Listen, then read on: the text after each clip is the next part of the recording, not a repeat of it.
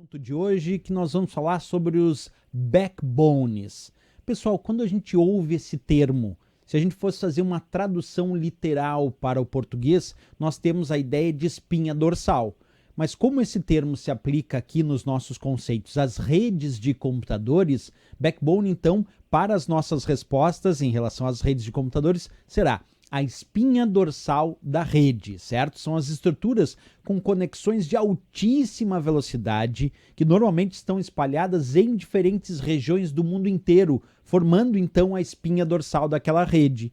Vamos puxar o assado aqui para a internet. Existe o que a gente chama então de backbones da internet, que é, na verdade, a espinha dorsal da internet. Sim, muita gente não sabe, mas a internet tem uma espinha dorsal, certo? Como é que funciona isso? Vamos conversar bem passo a passo. Um usuário, pessoal, doméstico, nós, como usuários domésticos, nós acessamos a internet através dos provedores. Os provedores, por sua vez, acessam a internet através de estruturas conhecidas como backbones. E esses backbones estão conectados entre si em diferentes regiões do mundo inteiro, com linhas de conexão de altíssima velocidade, formando o que a gente chama de espinha dorsal da internet.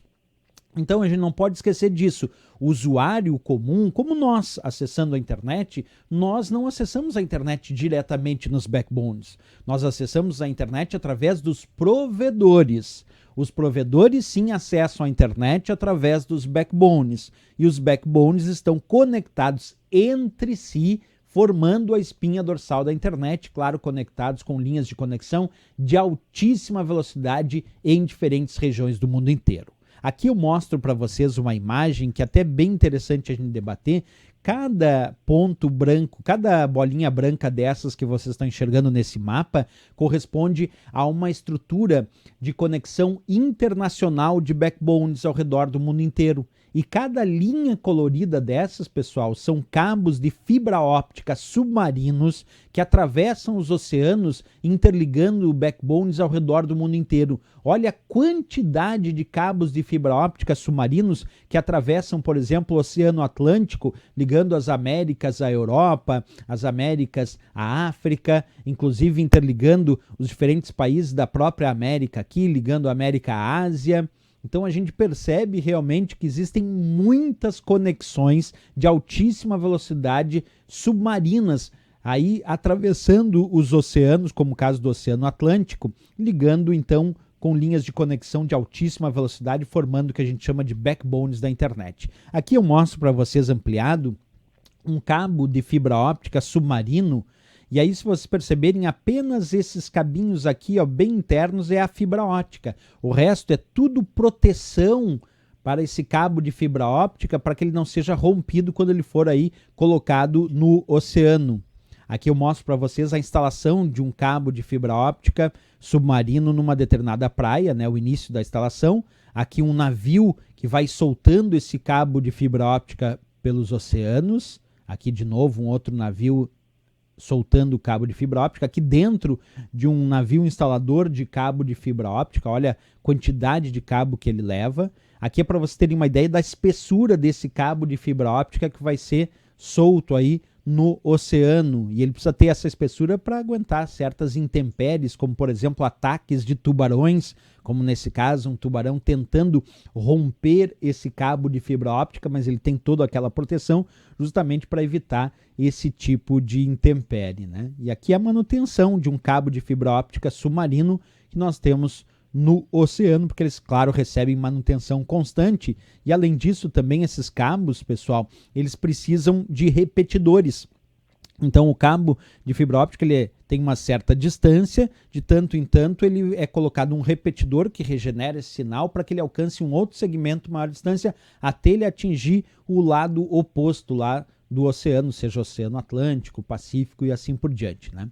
É interessante falar no Brasil também, pessoal. O primeiro backbone nacional aqui do Brasil, ele nasceu no ambiente acadêmico das universidades, justamente para atender os institutos de pesquisa e as universidades brasileiras. Então é interessante saber que o Brasil também teve um início aí de backbone. Esse backbone inicial brasileiro ele foi lançado em 1992 e ele interligava na época 10 capitais brasileiras e o Distrito Federal. Isso na época, porque atualmente ele conecta todos os estados brasileiros, né? Ele foi considerado a primeira rede de internet no país, com enlaces com conexões interestaduais e também com alcance internacional que ligou o Brasil à internet, né? Esse projeto deu origem ao que a gente chama de RNP, que é a Rede Nacional de Ensino e Pesquisa, que opera uma rede acadêmica que nós chamamos de Rede IP.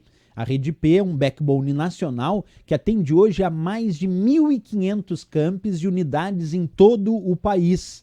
Interessante a gente saber que existe essa rede acadêmica brasileira, nessa rede IP, que oferece acesso à internet de qualidade e também ela realiza transmissões de grandes volumes de dados para projetos científicos e também para o desenvolvimento de novas tecnologias. Aqui eu mostro para vocês, pessoal, nesse mapa, o sistema, a Rede Nacional de Pesquisa, o backbone da Rede Nacional de Pesquisa, em dezembro de 2020. Esse é um mapa mostrando como é que era em dezembro de 2020. Como eu disse, ela tem conexões, tem pontos de conexão em todas as unidades da federação, E aí ela apresenta conexões nacionais, que podem operar em velocidades partindo de 1 gigabit por segundo até 200 gigabits por segundo. Mas também tem algumas conexões internacionais nesse backbone da RNP. Uma conexão aqui internacional lá em Fortaleza, tem outras 2 conexões internacionais de São Paulo e tem uma conexão internacional também em Porto Alegre, além, claro, de todas as conexões nacionais ligando, formando a rede IP da Rede Nacional de Pesquisa. Então é interessante a gente saber que o Brasil tem uma infraestrutura de backbone para pesquisa e para desenvolvimento aí das tecnologias, principalmente no âmbito das universidades brasileiras e dos institutos de pesquisa. Isso é muito interessante a gente perceber. Vamos fazer questão de prova, pessoal? Acompanha comigo. As espinhas dorsais da internet, que possuem uma infraestrutura de alta velocidade que interliga várias redes e garantem o fluxo da informação entre os diversos países, são denominadas. Quando ele diz as espinhas dorsais, pessoal, é só lembrar da tradução. Qual é a tradução para backbone? Espinha dorsal. Então, no momento que ele diz as espinhas dorsais da internet, que possuem infraestrutura de alta velocidade, são os backbones. Resposta aqui, sem dúvida nenhuma, a nossa letra A de América, né?